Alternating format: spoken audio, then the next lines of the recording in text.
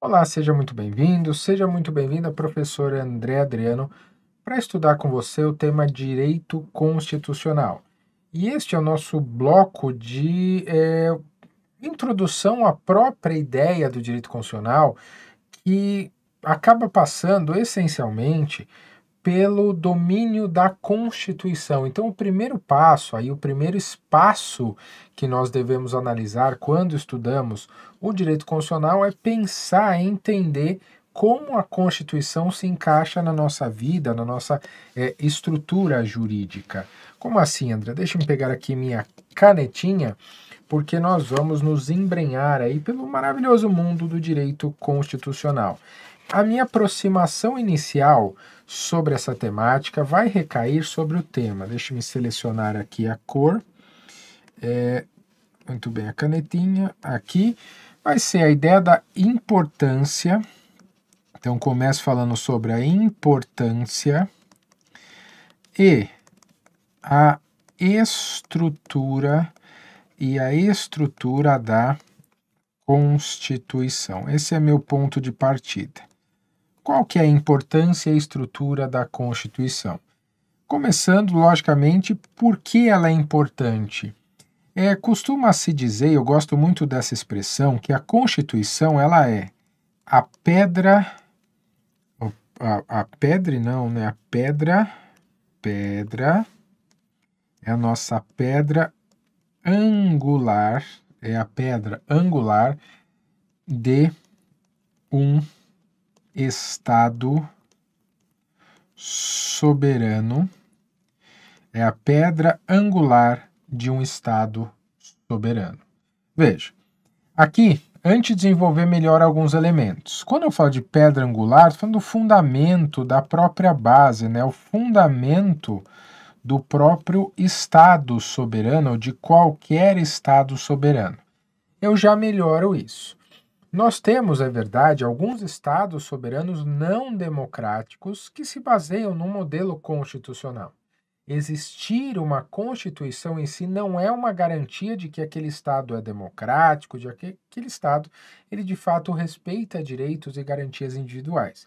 Isso, lógico, a existência da Constituição é um indício de que isso se apresenta, mas não é a verdade absoluta. Então, qualquer Estado ele deve se basear modernamente nesse conceito de uma Constituição. Então, essa Constituição, ela traz, então nós podemos entender a Constituição a partir do seu próprio nome, como o documento que constitui literalmente o Estado, que constitui o Estado. Eu posso entendê-la como uma certidão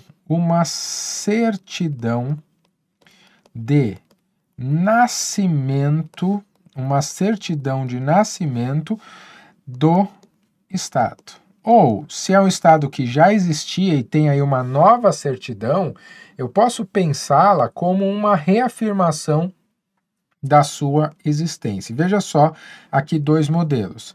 Pensemos, por exemplo, no modelo dos Estados Unidos da América.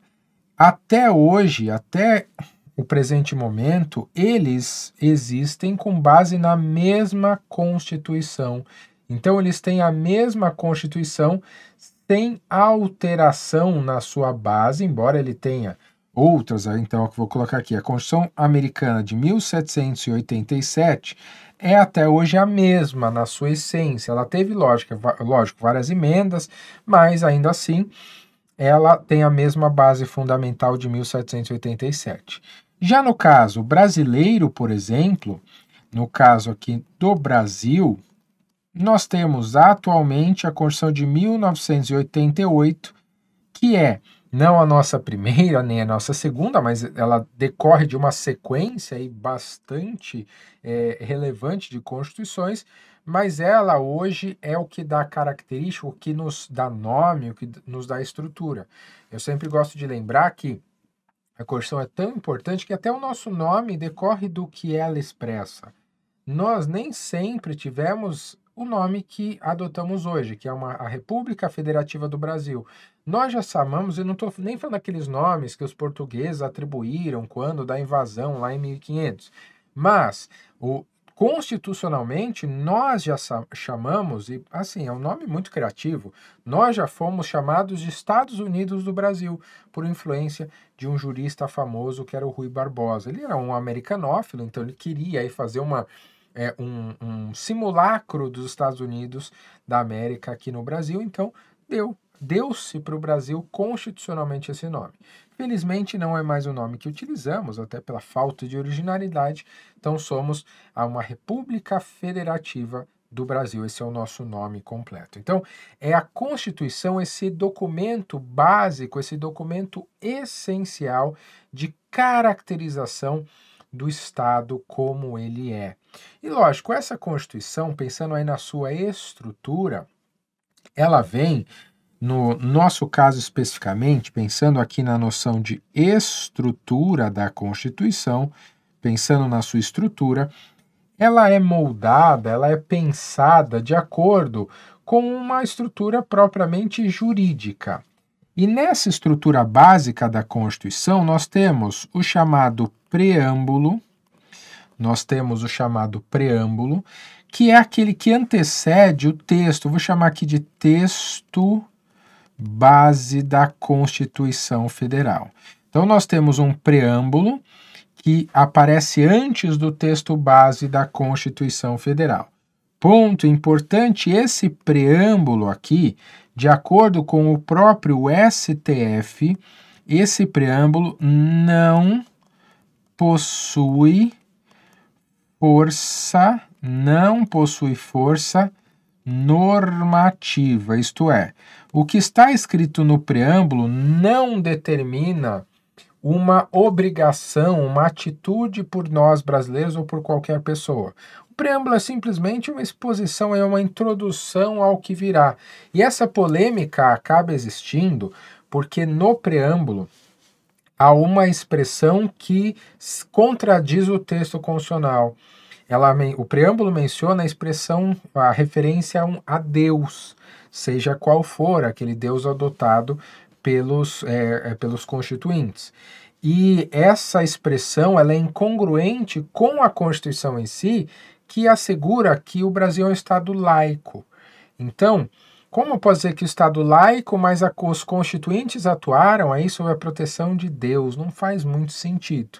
Então, para não vamos dizer assim, piorar a situação, o Supremo simplesmente disse, olha, o preâmbulo não tem força normativa, então a gente não tem que se preocupar, não tem conflito, o que manda é o texto base da Constituição.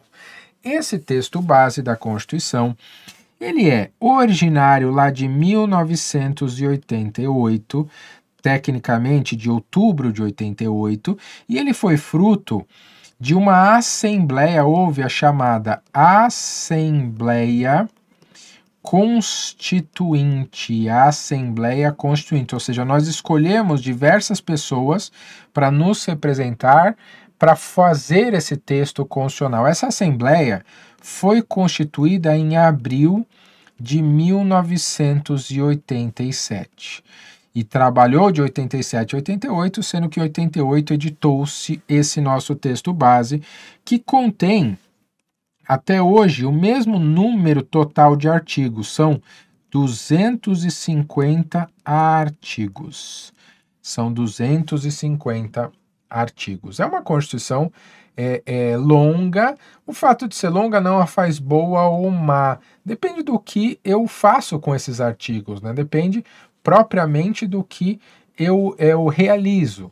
Se eu exagerar, se eu colocar temas desnecessários, acaba havendo aí uma crítica propriamente à Constituição, né? Então, nós temos esse problema que às vezes o Constituinte foi um pouquinho além do que ele deveria, do que nós deveríamos fazer. Mas ok, não vamos entrar aí no mérito desse assunto. E veja que interessante, então a Constituição de 88, e essa Constituição, esses 250 artigos, eles têm diversas emendas, que são modificações do seu texto originário. Essas emendas são de dois tipos, essencialmente. Nós tivemos as chamadas emendas de revisão. Essas emendas de revisão, elas só existiram em um determinado momento histórico. Essas emendas de revisão são todas lá de 1994 e são um total de 6 emendas apenas. E por que isso? De onde saíram essas emendas? Essas emendas aqui, elas são fruto, elas são resultado do nosso plebiscito. Houve um plebiscito logo depois da edição da Constituição, na verdade em 93, a Constituição de 88, e disse, olha, daqui 5 anos deve-se estabelecer um plebiscito no qual você, povo brasileiro, vai fazer 2 escolhas. Você vai escolher a forma de governo e o sistema de governo. Então essas 2 escolhas foram feitas lá em 1993 e decorrentes dessa escolha, a Constituição previu a possibilidade de emendas de revisão, porque essas escolhas poderiam necessitar grandes mudanças na nossa Constituição. Muito bem. Além dessas emendas de revisão, nós temos as emendas que eu vou chamar aqui de emendas comuns, que não são de revisão. Essas emendas, nós temos mais de 100 atualmente, sendo curiosidade que a primeira emenda à Constituição, e a primeira normalmente tem um significado interessante, né? A primeira emenda à Constituição, deixa eu mudar a cor aqui, ela é de 1992. Então veja, 4 anos depois, um pouco menos de 4, na verdade, que ela é de março de 92, decide-se fazer uma emenda à Constituição. E a primeira, sobre o que ela cuida? Pasme, ela cuida sobre a remuneração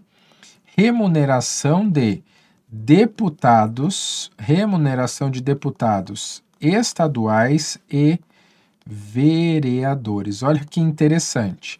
Nós passamos aí mais de 1 ano fazendo uma Constituição, redemocratizando o nosso sistema e na hora de perceber, puxa, faltou alguma coisa, a gente precisava mexer nisso. Quase 4 anos depois, pouco mais de 3 anos depois, puxa, a nossa primeira emenda qual vai ser? Olha o símbolo disso. Vamos ver o salário do pessoal. Então, isso é fato, tá? Não é piada, embora eu goste da galhofa muitas vezes, mas é fato. A primeira emenda diz respeito a essa temática. É um pouco triste, convenhamos. Ok. Esses 250 artigos, eles são divididos da forma como a própria estrutura normativa indica, eles são divididos essencialmente em títulos.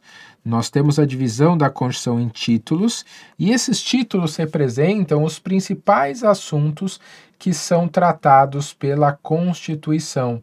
Por exemplo, o título 1 fala dos princípios fundamentais, o título 2, direitos e garantias, título 3, organização do Estado, e assim sucessivamente. Depois, título 4, organização dos poderes, chegando na sequência com o nosso título 5, a defesa do Estado, depois tributação e orçamento, ordem econômica, ordem social e assim sucessivamente, até chegarmos, são um total de 9 títulos, tá? Nós vamos do título 1 até o título 9, que fala das disposições gerais, lá terminando, como eu já disse, no artigo 250. Mas, além do preâmbulo e do texto base, nós temos um último elemento, que é o chamado ADCT. O que é a ADCT? É o ato das disposições constitucionais transitórias. Então, o ADCT, ele é feito também no mesmo contexto original da Constituição. Para quê? Qual que é o objetivo desse contexto original? Para que nós acrescentamos esse ADCT? Justamente ele tem o objetivo de fazer a transição da Constituição Federal de 1967 para a Constituição Federal de 1988. há uma série de direitos, garantias, há uma série de elementos organizacionais que eu necessariamente preciso revisar, preciso verificar para ter aí uma exata noção do que de como alguns direitos vão ser observados do ponto de vista da nova Constituição. Então, quando eu mudo o sistema constitucional, é como se eu mudasse repito, a certidão de nascimento do Brasil. Eu vou mudar características centrais do Brasil e, para tanto, eu preciso estabelecer alguns elementos de transição entre os dois regimes, especialmente com a volta de um regime democrático. Mas nós temos aqueles direitos que eu preciso verificar a sua permanência, aqueles direitos que eu preciso verificar se eles vão ser revertidos, a coisa julgada, aqueles elementos, como fica com a transição constitucional, a moeda, entre outros assuntos importantes, ok? Então essa é a nossa estrutura mais básica da Constituição. No seu material aí eu coloco os principais tópicos que ela acaba trabalhando. Mas veja só, aqui comigo, além dessa estrutura, eu tenho um segundo elemento que eu preciso passar com você, que é o seguinte, veja só. Quando nós estamos aí superado esse ponto sobre a nossa estrutura, um dos pontos centrais quando nós falamos da Constituição é a ideia da sua hierarquia. A Constituição, além de ela ser especial pelo fato de ser aí a certidão de nascimento, vou chamar assim, do nosso Estado soberano, a hierarquia constitucional ela é um elemento importante. Por quê? E aqui eu vou fazer aquela famosíssima pirâmide, que tem um erro estrutural nessa pirâmide, aqui na verdade no nome dela, né? Essa pirâmide que não é, embora seja chamada normalmente de pirâmide, é a pirâmide de Kelsen. É a pirâmide de Kelsen.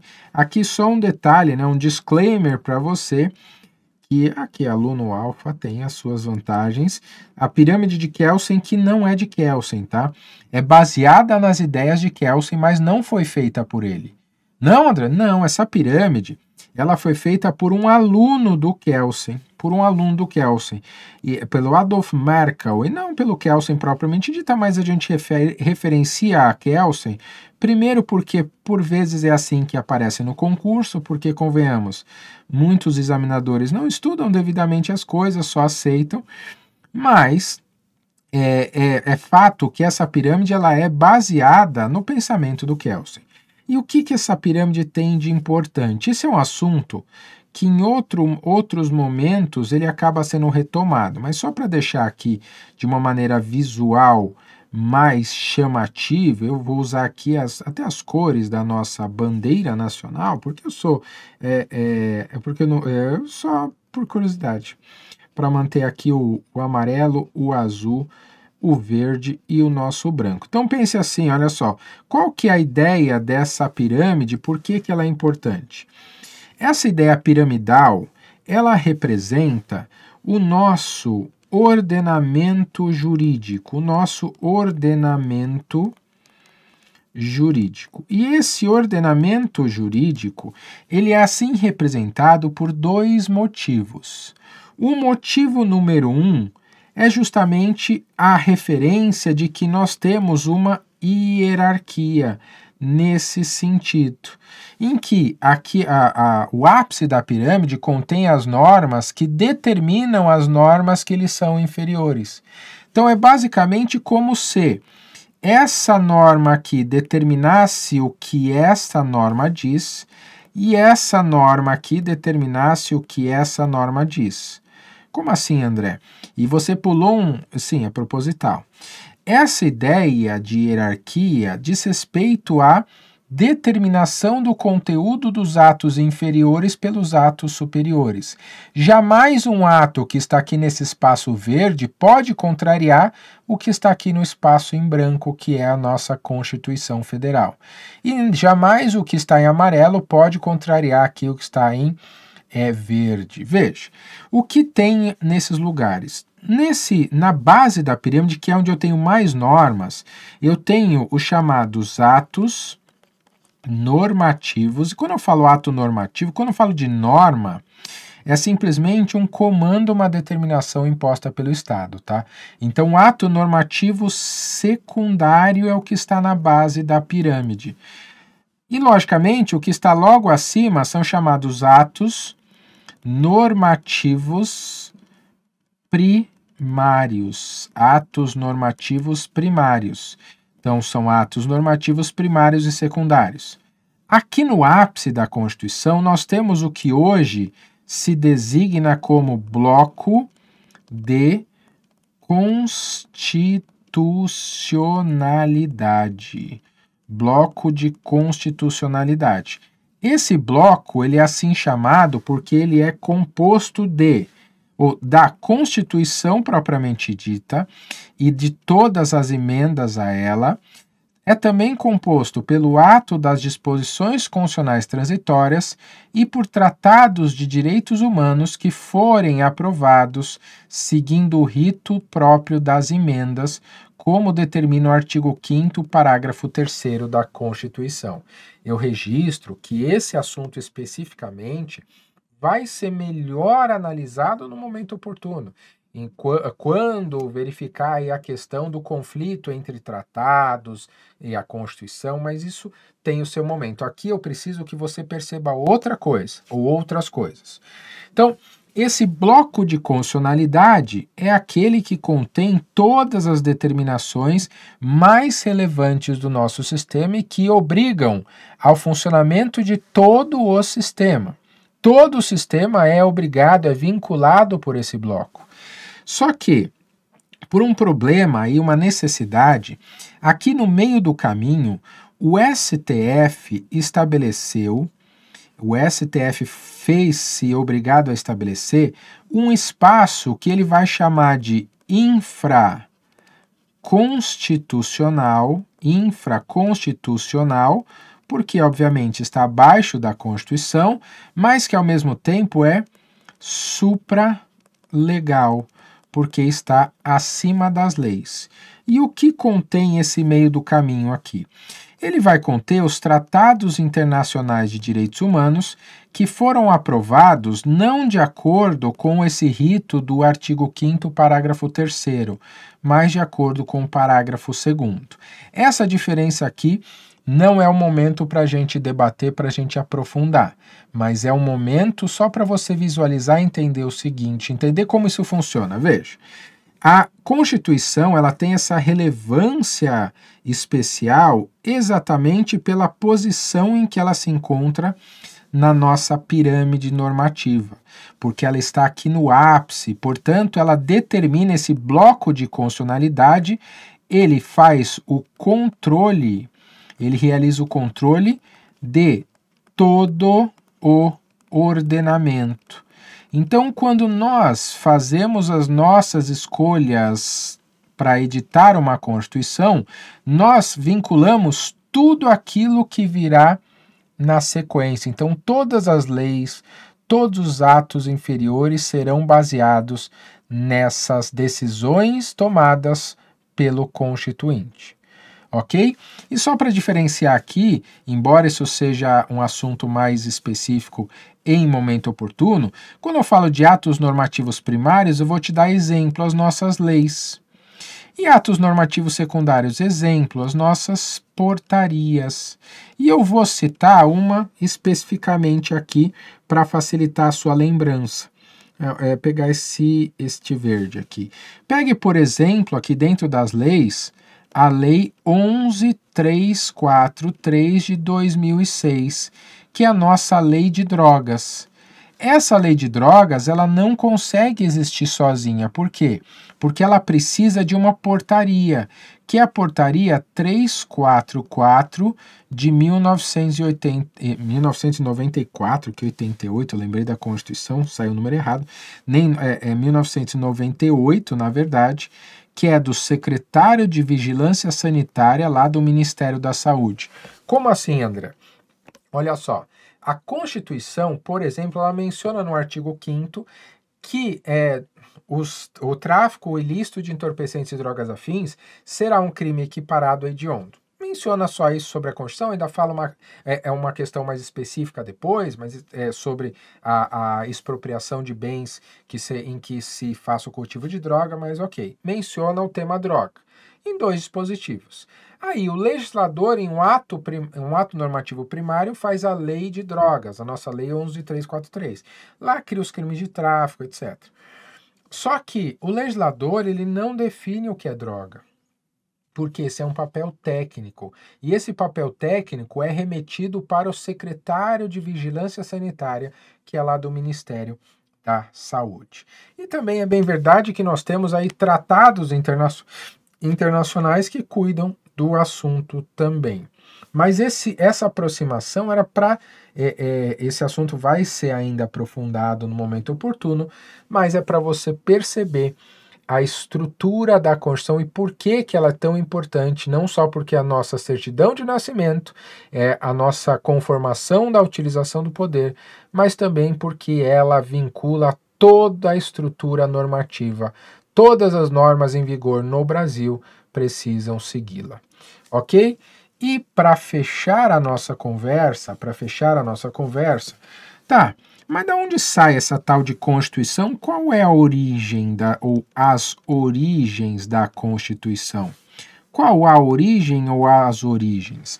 Eu vou colocar aqui como 2 tipos de origem, numa leitura para facilitar. Nós temos as origens que eu vou falar de origens remotas, as origens remotas. Como origens remotas, eu posso fazer uma divisão em 3 momentos, 3 períodos. Vou usar aqui a antiguidade. Quando eu falo antiguidade, normalmente aparece Grécia, né? Na Grécia Antiga. Vou lembrar que a Roma Antiga. A Roma Antiga. E, por fim, lembrar aqui as famosas cartas magnas, os pactos da Idade Média. Veja, essas origens remotas, aqui que eu explico melhor, aqui na Antiguidade nós temos essencialmente o modelo da Grécia Antiga, em que eu tenho 2 autores primordiais. Aqui eu tenho Platão com a ideia da república, e Aristóteles com a sua famosa obra que é a Política de Aristóteles. Então eles pensam nesse contexto, assim como na Roma Antiga, que nós tínhamos a lei das 12 tábuas, as leis das 12 tábuas. E nas nossas cartas, um dos principais, aí talvez o mais famoso, né, a Magna Carta Libertatum, a Magna Carta Libertatum é o nome inteiro dela, que é lá de 1215. A Magna Carta Libertatum, que é de 1215, e ela acaba sendo importante pelo seu padrão histórico, né? pelo seu mais pelo registro histórico. Mas essas origens remotas, elas vão trazer na Constituição, essencialmente, uma figura de documento básico de organização do poder. Mas para a gente isso não basta. A origem que mais nos importa, falando das constituições, é aquela origem centrada num movimento chamado de constitucionalismo. Constitucionalismo que eu vou chamar de constitucionalismo moderno. Esse constitucionalismo moderno, ele tem alguns elementos centrais, alguns momentos centrais, mas eu vou inserir esse constitucionalismo moderno para facilitar ao máximo possível a nossa leitura. Esse constitucionalismo eu vou inseri-lo no contexto da Revolução Francesa, da Revolução Francesa. E a Revolução Francesa que gera não só a famosa declaração dos direitos do homem e do cidadão, que é do mesmo ano da Revolução Francesa, mas também que acaba gerando a já mencionada Constituição dos Estados Unidos da América, que é um pouco anterior, de 1887. Mas, André, a Revolução Francesa, que também é de 1789, como que ela pode gerar um movimento que lhe foi anterior? Sobretudo pelo contexto, tá? O contexto aqui, eu vou até substituir, ao invés de colocar a Revolução Francesa, embora a ideia não vai mudar, mas o modelo que foi o propulsor de todas essas mudanças, essencialmente foi o chamado Iluminismo. O Iluminismo, marcado aí pela ideia da iluminação, do trazer às luzes aquele pensamento da Idade Média, também conhecida como Idade das Trevas. Então, a partir do movimento iluminista, ele contagia não só a Europa, com especialmente a França, né, trazendo aí a Declaração dos Direitos do Homem e do Cidadão de 1789 e a Constituição Americana de 1787. Qual foi a grande mudança aqui? Por que essa é a fonte mais próxima do nosso pensamento constitucional aí? Por que esse elemento acaba sendo tão importante? Porque a partir desse movimento iluminista e do constitucionalismo moderno, especialmente de uma obra aqui que eu vou fazer menção porque alguns concursos já cobraram, que é a obra do famoso Abade Opa, faltou um I aqui. Abade Seie, que escreve o livro chamado, é um folheto, né? O que é o Terceiro Estado. O que é o Terceiro Estado? Esse livro aqui, que já apareceu em concurso, foi uma das bases do próprio movimento constitucionalista. Como assim, André? Num contexto da Revolução Francesa, da ascensão do Iluminismo, o que se tem é uma tentativa do povo de superar o poder do rei absolutista e, a partir daí, estabelecer um documento, por isso o movimento constitucionalista, um documento que não só organize o poder como as ideias clássicas da Constituição, mas, sobretudo, que o limite. Então, o Iluminismo, além da organização do poder, estabelece a Constituição como principal elemento de limitação ao exercício do poder. Isso é central. Então a Constituição não só organiza, mas limita o poder do Estado e com isso atribui ou reforça os nossos direitos, as nossas liberdades individuais. Então, falando em origem da Constituição, no seu material coloco alguns elementos a mais, mas o fator característico, o fator central é, sobretudo, essa atenção que devemos ter com o movimento constitucionalista em estabelecer limites ao poder do Estado e agregar direitos aos indivíduos. Essa é a grande marca, a grande chave que nós podemos definir da mudança do constitucionalismo do constitucionalismo remoto para o constitucionalismo moderno. Esse livrinho do Abade Sieyès, que é um membro, um membro do clero, né, que acaba falando o que é o terceiro estado, e o terceiro estado é o povo. Que ele faz aquela leitura, nossa, mas o povo é a maioria, o povo ele domina os espaços, mas ele é o que nada tem. E aí nós tínhamos lá clero e nobreza e o povo se dando mal.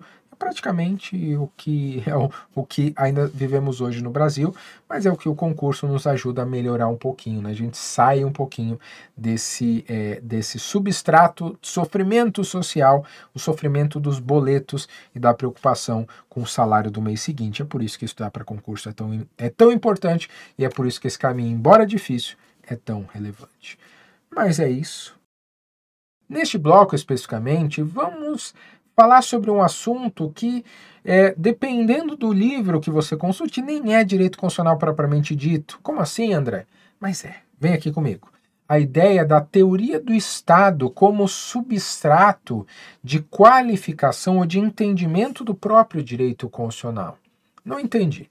Vamos para a nossa lousa virtual aqui para começar ou para desenvolver a nossa conversa. Então a ideia é o seguinte: quando eu falo da chamada teoria do Estado, a teoria do Estado, ela traz aquele conjunto de conhecimentos que vai estudar a natureza, vai estudar a estrutura, e vai estudar as funções do Estado. Então, natureza, estrutura e as funções dessa figura tão importante que é o nosso Estado. Mas não qualquer Estado, chamado Estado moderno, não o nosso Estado, sob o ponto de vista da modernidade. Como que são formados esses Estados? O que ele precisa? E, para tanto, o mais relevante, na verdade, para a nossa conversa, dentro dessa teoria do Estado, é estabelecer os elementos mínimos para eu chamar algo de Estado. O que eu preciso? E sob a ótica desse Estado moderno, eu tenho basicamente 3 elementos para designar como mínimos para a conformação de um Estado. Eu tenho um elemento referente às pessoas que o compõem, eu tenho um elemento referente ao espaço em que essas pessoas estão, e eu tenho um elemento referente ao poder exercido por essas pessoas nesse espaço. Então, o elemento poder, na verdade, eu posso entender como o elo entre as pessoas e o espaço. E esse é o chamado elemento poder. O poder exercido por pessoas no espaço em determinado tempo.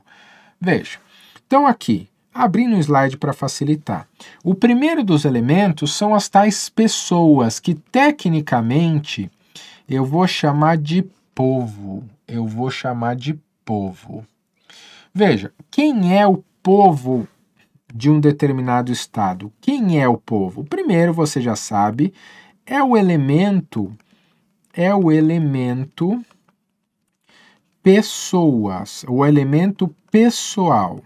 Eu preciso que as pessoas sejam ou componham esse elemento. São pessoas, elemento pessoal para facilitar. E que elemento pessoal, que pessoas são essas? São as pessoas, o povo de um estado é caracterizado pelas pessoas que possuem um vínculo jurídico, com o Estado. E foco aqui no vínculo jurídico. Não é um vínculo qualquer. É uma questão específica designada do ponto de vista jurídica, tá? Então aqui o que deve saltar aos olhos é que esse vínculo das pessoas com o território é um vínculo jurídico, E aqui eu tenho ainda uma ordem que é a seguinte: para que essa pessoa tenha um vínculo jurídico com o Estado, eu tenho como base que essa pessoa tenha a chamada nacionalidade. Eu preciso que haja nacionalidade, e essa nacionalidade vai gerar como consequência a cidadania, uma vez estabelecidos os requisitos legais. Então, essas pessoas adquirem esse elemento a partir de uma base de nacionalidade que é desenvolvida posteriormente numa ideia de cidadania. Nacional é aquele que tem esse vínculo jurídico mais básico com o país, enquanto que o cidadão é aquele que, além do vínculo mais básico, ele tem os seus direitos políticos. E o mais importante do povo é um elemento relativamente simples, né? Mas o mais importante desse povo é perceber que ele é diferente de outros dois conceitos, quais sejam a população, e é diferente também do conceito nação. São três conceitos que, embora em muitos momentos acabem aparecendo como substitutos naturais, estou falando de povo, a população, a nação, e mesmo, veja, eu escrevi nacionalidade, que é o termo que se usa para esse vínculo, a base desse vínculo. Mas temos que diferenciar o povo, e chamando aqui para o nosso campo, o povo brasileiro é composto dos todos os brasileiros, natos ou naturalizados, que tenham esse vínculo jurídico com o país. O povo são os brasileiros. Ainda que eles não estejam aqui. Então eu tenho brasileiros em todo lugar do mundo. Em todo lugar do mundo. Nós estamos espalhados pelo mundo. Todo brasileiro em qualquer lugar do mundo, enquanto ostentar a condição de brasileiro, é povo brasileiro. População não necessariamente são brasileiros. A população é um critério meramente geográfico. População é um critério geográfico. É um critério geográfico que diz respeito às pessoas que estão num dado território, independente do vínculo que lá elas obedeçam, que lá elas possuam. Podem ser pessoas de etnias diferentes, origens diferentes, não me importa, não me importa. Então, todo aquele que está no Brasil, seja brasileiro ou não, é a nossa população. Então, quando, por exemplo, você tem a pesquisa do censo do IBGE, que foi feito em 2010 e devia ser feito em 2020, mas pandemia e falta de dinheiro, ele acaba sendo feito de 2020, começa em 2022, termina em 2023, mas ok, ele ficou designado como censo de 2022. Ali se representa a totalidade da população brasileira. Quantos somos no Brasil? Não quem é o povo brasileiro. Quem é o povo brasileiro é aquele que é nacional brasileiro. São números diferentes. Lógico, a diferença não é raça, a metade da população não é povo. Não, não é isso. Povo é vinculação jurídica. População é vinculação geográfica. E a noção, André, a nação, não a noção, é a minha falta de noção. O que é a nação? A nação obedece um critério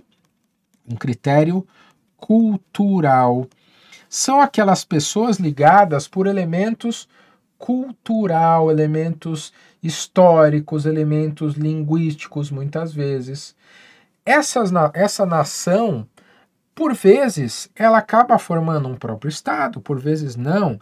E a nação é um contexto que é utilizado aí com uma certa amplitude. Vamos pegar certamente as duas maiores nações que coexistem dentro do país. E aqui estou falando de estatística, tá? Não tô dizendo que é bom nem que é ruim. São dados, até porque eu nem gosto de futebol. Mas veja, a maior nação inserida dentro do contexto da população e do povo brasileiro é a nação rubro-negra, a nação flamenguista. E a segunda maior nação é a nação corintiana. E eles assim, é curioso que eles assim se designam. E tem razão em designar-se assim. Porque o que une essas pessoas? O que une os flamenguistas? O que une os corintianos? Como as duas maiores, numericamente, nações do país. São unidos por um elemento essencialmente cultural, que é o seu clube de futebol, a torcida por um determinado time de futebol. É isso. Isso é um elemento nação para ficar claro, é elo cultural, população elo localizacional, quem está ali. E povo, esse é o conceito que forma o Estado. São aquelas pessoas que possuem entre si uma vinculação jurídica, ok? Além, na sequência, depois do povo, eu preciso, só lembrando aqui, eu começo com as pessoas, e aqui eu vou colorindo essa primeira tabela, as pessoas que eu já designei como nosso povo. Quando eu falo do espaço, o termo que vai designar o espaço em que esse povo está é o termo território. Território. Então vamos lá, o nosso segundo elemento da teoria do Estado, que vai conformar a nossa teoria constitucional, é o chamado território. É o chamado território. Esse é o nosso segundo elemento. Logicamente, esse território ele diz respeito ao espaço físico, né? É o espaço físico em que o povo exerce seu poder. É o espaço físico em que o povo, que eu já sei o que é, eu já sei quem é, exerce o seu poder. E esse território, ele é um território complexo, não é que é difícil, é que ele é composto de vários espaços, né? A primeira parte do nosso território são as nossas terras, né? As nossas terras, literalmente. Então é todo território terrestre, né? A chamada porção física do solo. Então é a porção física do solo, incluindo montanha, planície, floresta, cidade, vila, tudo o que seja limitado pelas nossas fronteiras, Então a porção física do solo limitada por fronteiras. No caso brasileiro, por exemplo, que é o que nos importa, o Brasil ele tem fronteira com 10 países aqui na América do Sul. Argentina, Uruguai, Paraguai, Bolívia, Peru, Colômbia, Venezuela, Guiana, Suriname e a Guiana Francesa. Um total de 10 países que fazem fronteira conosco. Então nós somos grandes, né? Nós somos grandes. Então vamos imaginar o seguinte aqui, o meu desenho de Brasil é ímpar, esqueça tudo que você viu nos seus tempos de escola. Aquele Brasil que apresentaram para você é um Brasil falso. O Brasil verdadeiro é esse daqui. Na minha cabeça, eu tive a oportunidade de ver o Brasil de cima, e o Brasil de cima é assim, é um triangulão, tá? O Brasil é isso. Aqui eu pintei errado, calma que eu pintei errado. Eu vou fazer o meu Brasil um pouquinho maior, para eu conseguir pintar. Então esse daqui é Brasil, este daqui é Brasil. Eu vou pintar aqui, não tem um marrom, né? Pintar desse daqui que é o mais parecido de marrom que eu tenho. Este daqui é Brasil. É o Brasil. O Brasil é um grande triângulo, parece um pedaço de pizza meio torto, mas esse é Brasil. Tenho provas de que o Brasil é esse daqui. Muito bem, então o nosso território, tudo que for limitado aí pelas nossas fronteiras, é o nosso Brasil. Nosso elemento número 1 são as nossas terras. Nosso elemento número 2, nós temos o chamado mar territorial, também é território brasileiro. Mar territorial. Esse mar territorial, ele vai ter a espaço de 12 milhas náuticas. 12 milhas náuticas, a partir da linha de baixa mar do litoral. Essa designação legal. Então, basicamente, veja só, o nosso mar aqui, vamos medir aqui essas 12 milhas náuticas, aqui sendo extremamente técnico, que eu tenho domínio total sobre o desenho. Deixa eu sonhar que eu tenho, que eu sou um bom desenhista. E esse daqui é o nosso mar territorial. Veja só que tem até cor de mar, né? Um mar bem limpinho, né? Diga-se de passagem. Então, esse é o nosso mar. 12 milhas náuticas. Além do nosso mar, nós temos, eu ainda acrescento no seu material, 3 regiões que propriamente não são território. São a zona contígua, são a zona econômica exclusiva e ainda a chamada plataforma continental. Plataforma continental. Não continental. Não confunda esses termos, tá? Não confunda esses assuntos. Nós temos tecnicamente, como território brasileiro, o mar territorial. Esse é o território. Agora, a zona contígua, que vai de 12 até 24 milhas, a zona econômica exclusiva, que é a ZEE, que vai até 200 milhas náuticas, e a plataforma continental é a única que diz respeito ao território, tá? A plataforma continental, dessas três, ela é território. Por quê? A plataforma continental é a parte inferior aqui do nosso mar. Como assim, André? Então veja aqui brevemente, eu tenho o mar territorial, que são esse espaço desde a da linha média até 12 milhas náuticas. Então é todo o mar, toda a superfície aquática, e a plataforma territorial, aquela parte inferior, também é território brasileiro. Agora, a partir das 12 às 24, tem a zona contígua e a plataforma continental da zona contígua. E das 24 até as 200, eu tenho a zona econômica exclusiva e a sua plataforma continental. Então, a plataforma continental é território quando referir-se às 12 milhas náuticas, ok? Só para deixar esse ponto claro, que é também importante. Então, só cuidado, é território até as 12 milhas náuticas. Então, atenção nisso. Então, esse mar territorial também é nosso território. E terceiro aqui também é território, o espaço aéreo correspondente. O espaço aéreo correspondente. Correspondente ao quê? Tanto às nossas terras quanto ao mar territorial. E no nosso caso, de acordo até com o nosso Código de Aeronáutica, o Brasil ele tem essa soberania, esse poder sobre todo o espaço aéreo. Enquanto for terra, ainda que plana, nós temos soberania, tá? Então, todas as terras, todo o mar territorial e todo o espaço aéreo correspondente tanto às terras quanto ao mar territorial. Então, veja, do plano, da terra plana, olha só, tanto da terra plana quanto da superfície do mar, até a última camada da atmosfera é território brasileiro, de acordo com o Código Brasileiro de Aeronáutica e com tratados aí internacionais.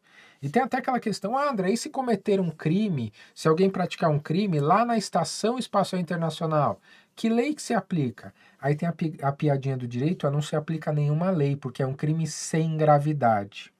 Desculpa por essa piada, é uma piada muito ruim, muito de tio, mas eu queria contar. Mas de todo modo, não, lá tem... Fora desse espaço tem um tratado, na Estação Espacial Internacional tem um tratado para determinar que lei que se aplica na eventualidade da prática de um crime lá, que até hoje eu acho que não aconteceu. Mas bem, esses são os critérios mais básicos que nós possuímos. Agora, só sua atenção para fechar o nosso território. Atenção num último ponto aqui. Deixa eu pegar uma cor forte. Esta aqui, a atenção, com dois assuntos.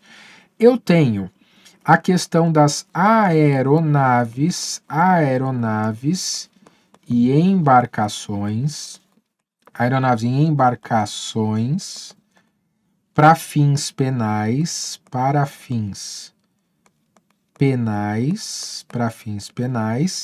e eu também tenho que tomar cuidado com as famosas embaixadas e consulados, para terminar essa ideia de território. E aqui, acrescentar só mais um, tá? Que também é nosso território, além do espaço aéreo, vou colocar um plus aqui, todo o subsolo também é nosso território, tá? O subsolo, até o centro da Terra, literalmente, também é nosso território. Agora, 2 pontos aí que eu registro. No seu material eu coloco mais completo, eu não vou desenvolver aqui, porque esse é um tema mais afeto a direito penal. Mas o Código Penal brasileiro, aí seguindo alguns tratados internacionais, é verdade, ele vai determinar que também é território brasileiro, para fins penais, as embarcações e aeronaves públicas onde quer que estejam. Exemplo, está lá um avião da FAB em serviço oficial pousado na Colômbia e lá dentro um chinês mata um japonês. Para fins penais, aquilo é território brasileiro. E também os navios, as embarcações ou aeronaves privados, quando eles estiverem em alto mar. E aí vale o chamado princípio do pavilhão, da bandeira. É até por isso, quando você assiste aqueles filmes de pirata, que o navio pirata ele tem, no lugar da bandeira de um país, ele tem a bandeira, ele tem uma caveira na bandeira para mostrar. Aqui nesse navio nenhum país tem jurisdição. Muito bem. E o último ponto, cuidado, que essa é uma, assim, uma terminologia um pouquinho problemática, que é o chamado território de embaixadas e consulados. Lembrando, embaixada é uma representação política de um país.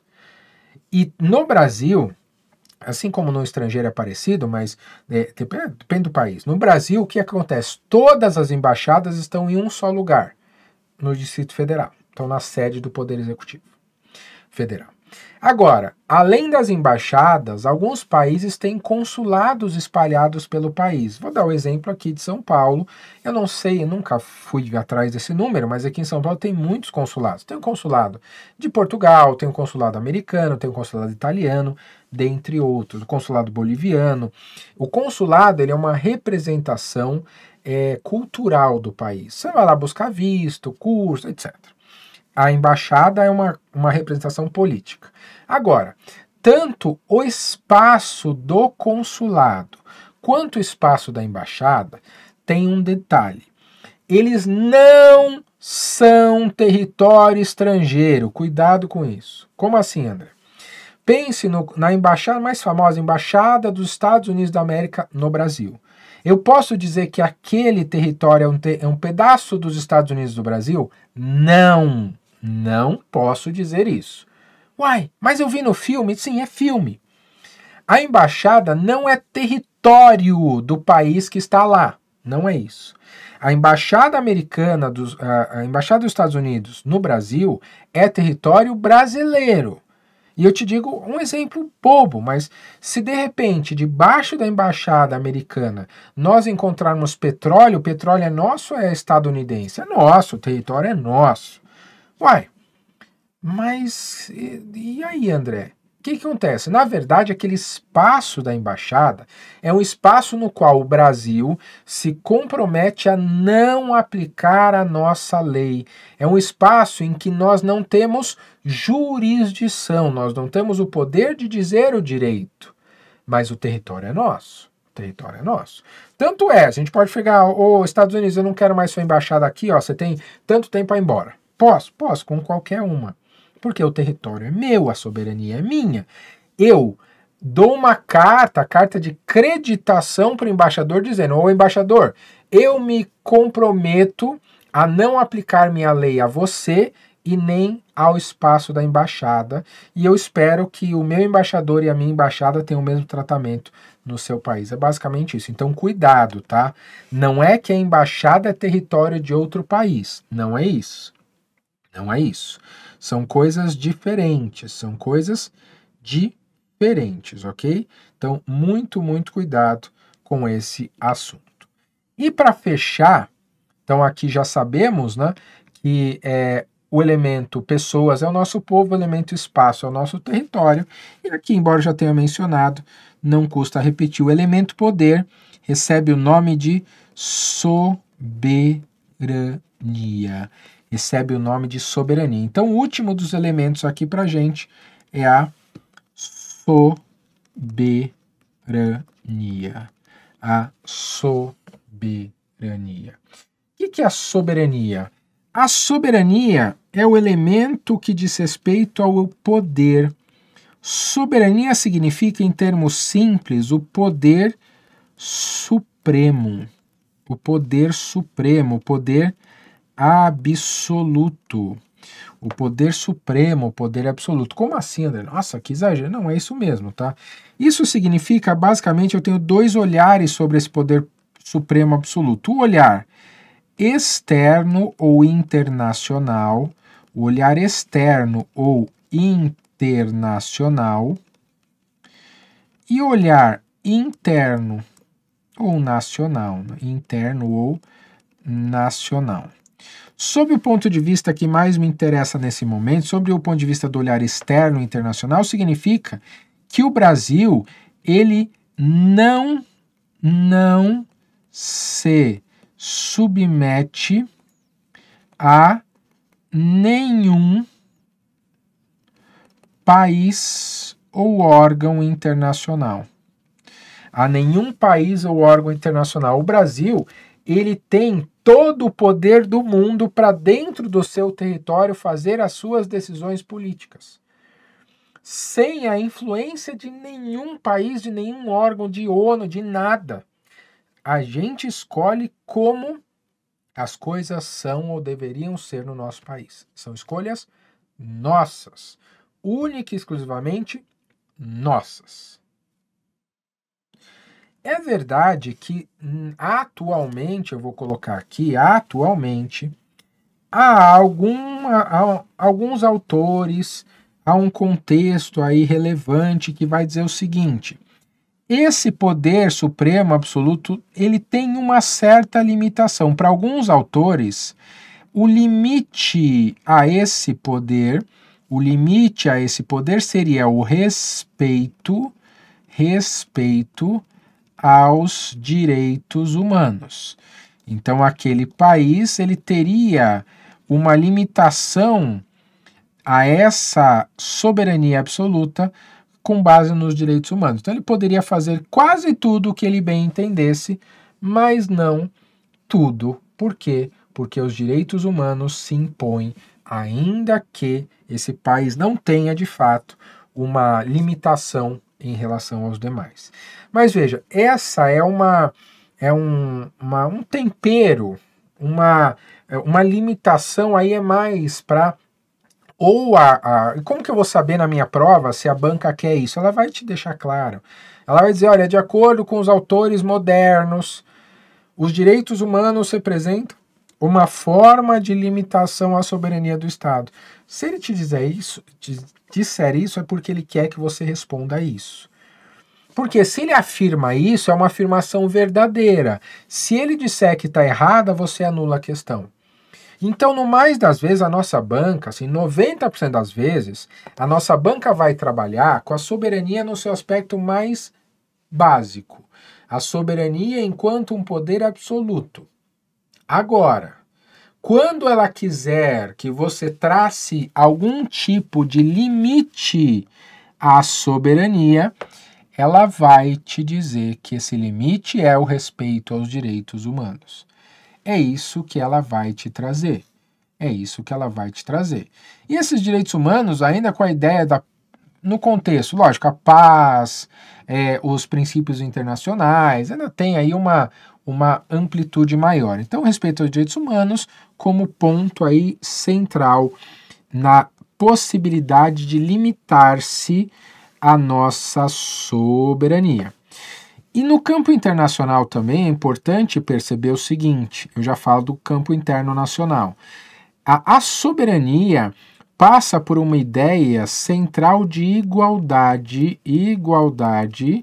nas relações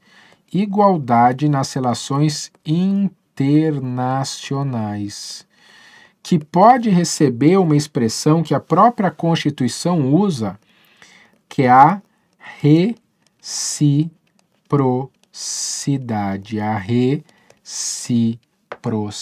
Como assim, André? Reciprocidade. A reciprocidade passa pela ideia de que eu vou tratar os outros países da exata maneira como eles me tratam. e vice-versa. Eu vou exigir deles o tratamento de acordo com o que eles me tratam. Então, perceba, a minha soberania passa pelo reconhecimento da soberania do outro. Eu sou soberano porque reconheço no outro uma posição também de soberano. Então, eu não interfiro nos seus assuntos e você não interfere nos meus assuntos. Isso se justifica as diversas diferenças entre os países. E eu vou dar um exemplo assim dos mais, como essas diferenças são às vezes pequenas, às vezes grandes, mas como a cultura local deve ser respeitada, a cultura daquele povo naquele território. Eu vou dar um exemplo. Aqui eu vou localizar bastante. É um exemplo não é um exemplo nacional, porque depende do estado. Vai pegar aqui o exemplo de São Paulo. Em São Paulo é proibido o consumo de bebida alcoólica nos estádios de futebol durante as partidas. Tem até lá nos camarotes, terminou a partida, eles começam a servir, mas ok. Beleza, é aquele jeito, bom e velho jeitinho. Mas veja, não pode servir. Aí, você pega no modelo americano. Quando eu vi isso, eu achei muito curioso. Tava lá em New Jersey. Não sei se é em todo lugar lá, mas acho que é. Em New Jersey, são os estádios, tem um estádio magnífico, que é dos times de futebol de Nova York. Futebol americano, não, o soccer, né? Mas estou lá assistindo e eu vejo, eu não comprei nada, porque era tudo caríssimo, né? Dólar, e assim, dólar no estádio, lá aquela conveniência, aqui no estádio já é caro em real, imagina lá em dólar, mas beleza. E eu vendo os americanos, ó, os caras comendo muito e bebendo muito. Então a bebida é totalmente liberada. Mas aí eu notei o seguinte, veio aquele vendedor ambulante lá do amendoim, só que lá não vende amendoim, vende uns bacon, umas coisas muito loucas. Aí eu cheguei e eu olhei assim e falei, perguntei, tem cerveja? Naquele meu inglês espetacular, só que não. Tem cerveja? Ele falou, não, cerveja você tem que comprar lá. Aí eu, tá, ok. Não, era eu só fiquei na curiosidade. No final, eu perguntei pro guardinha, o guardinha, por que o vendedor ambulante não vende cerveja aqui? Ele falou, essa não é americana. Não, o sotaque deixava claro que não. Aí ele disse, olha, é simples. Se a pessoa está bem o suficiente para levantar do lugar dela, ir até o ponto de venda, que é uma subida, é a escadaria do estádio, ir até lá, comprar a bebida, pagar a bebida e voltar ao seu lugar corretamente lá beber, é sinal de que ela está apta para continuar bebendo. Nós percebemos que o grande problema é quando a pessoa começa a beber sentada, que ela não percebe o quão bêbada ela está, e aí ela começa aí a virar um problema para o esporte. Eu falei, nossa, eu achei que eles eram tudo imbecil quando eu vi, eu não entendi isso. Aí uma vez explicado, eu falei, nossa, como faz sentido? Mas veja, a cultura deles é assim. Qual que está certo? Não tem certo e errado. A cultura deles é essa, então eu posso olhar, posso achar bom, posso achar ruim, mas não posso ir lá e falar, tá errado, tem que fazer do jeito que eu faço. Quando isso acontece, os países entram em guerra, porque é uma soberania tentando se impor em relação a outra. E a ideia da soberania é uma ideia também de respeito. Então, o país ele tem todo o poder do mundo para fazer o que ele bem entender em seu território. Se eu entender que há um limite a isso, é o respeito mínimo aos direitos humanos, à dignidade humana. E na sequência, só para fechar nossa conversa, quando falamos aí da soberania do ponto de vista interno ou nacional, é dizer basicamente que, deixe-me trocar esta cor aqui, que a palavra do povo é definitiva no contexto nacional. O povo, ele é o detentor de todo o poder, então as escolhas do povo, elas são superiores às demais escolhas no contexto da democracia brasileira. E é isso. Para essa aproximação ao direito constitucional por meio da teoria do Estado, esses são os 3 elementos que são necessários para identificação, para a caracterização do Estado moderno. Alguns autores quebram a soberania em 2, falam de mais elementos, mas na essência, para a maioria das bancas e para entender toda a lógica, toda a dinâmica dessa disciplina, esses 3 resolvem o nosso problema. E com isso eu encerro agradecendo a sua audiência e desejando sucesso. Até a próxima.